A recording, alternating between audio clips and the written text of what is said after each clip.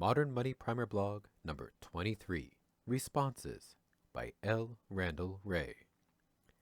Thanks for comments and apologies for being late. I just returned from Rio.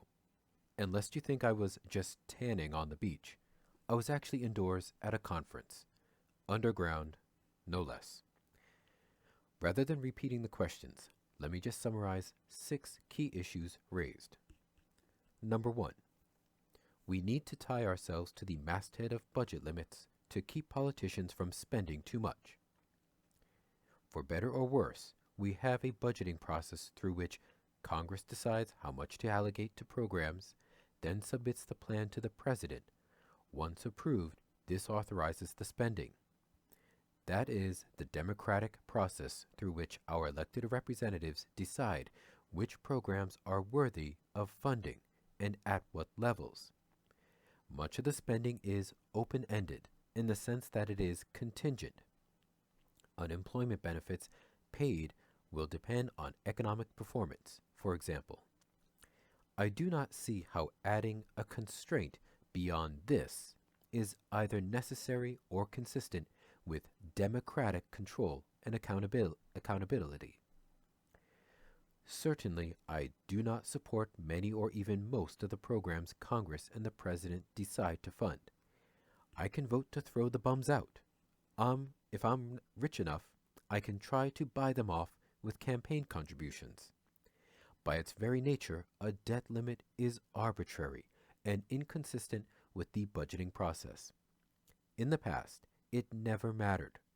The budget trumped the limit, and Congress routinely raised the limit. Now, the politics of a minority is trying to subvert the budgeting process. In truth, the bigger danger is the new super-duper hand-picked for ignorance deficit committee that is authorized to ignore Congress's will as expressed in the budget and to slash and burn programs in a thoroughly undemocratic manner. Number 2. Public goods provision is always less efficient than private goods provision, and production of public goods crowds out private goods and hence must reduce overall efficiency. This is faith-based economics of the worst sort. It has absolutely no evidence to support it and defies any logic. Outside of communist or socialist societies, I truthfully cannot see any legitimate use for the hazy term efficiency in economics. Unlike communist societies, capitalist societies never operate near a full capacity, with world wars the only possible exception. And hence, it is never a simple matter of taking resources away from private use to support public use. And in any case, one cannot imagine any private production without first having a place public provisioning. Number 3. A bloated government is a drag on growth and causes inflation. Could be true. However, everywhere I look in the West, that is to say among developed nations, the problem is government that is far too small to succeed in the tasks at hand. Too much privatization, too many idle resources, inadequate provision of essential public services. Number 4. Who has the authority to issue warrants or platinum coins? As discussed above, Congress and the President first work out a budget. That authorizes Treasury spending. We can come up with all sorts of procedures to allow Treasury to accomplish that task.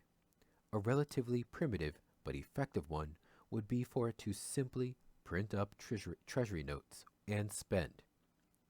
Or it can directly keystroke entries into the deposit accounts of recipients.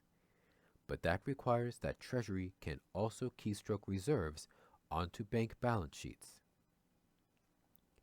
Since we divide the tasks between Treasury and Fed, having banks bank at the Fed, it must be the Fed that keystrokes the reserves.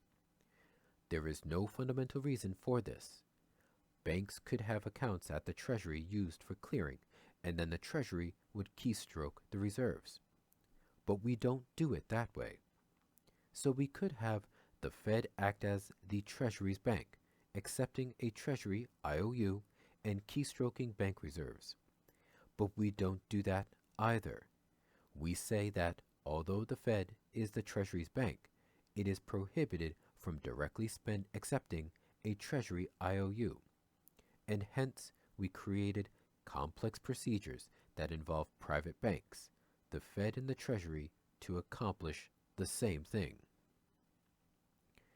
Now I went through all that simply as an introduction to the warrant and platinum coins proposal. Treasury has the authority to issue platinum coins in any denomination, so could, for example, make large payments for military weapons by stamping large denomination platinum coins.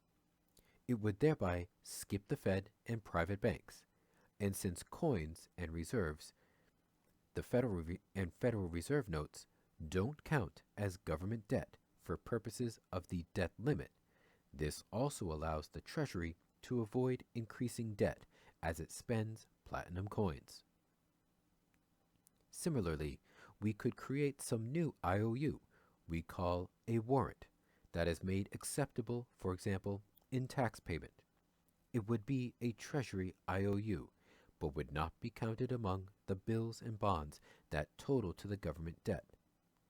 Like currency, it would be redeemed in tax payment, hence demand by those with taxes due. So it is just another finesse to get around arbitrary limits or procedures put on Treasury spending. Number 5. Total Fed commitments so far to bail out Wall Street, $29 trillion.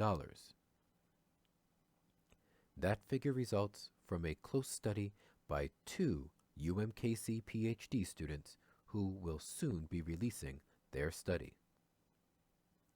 Number 6. What about Italy, etc.?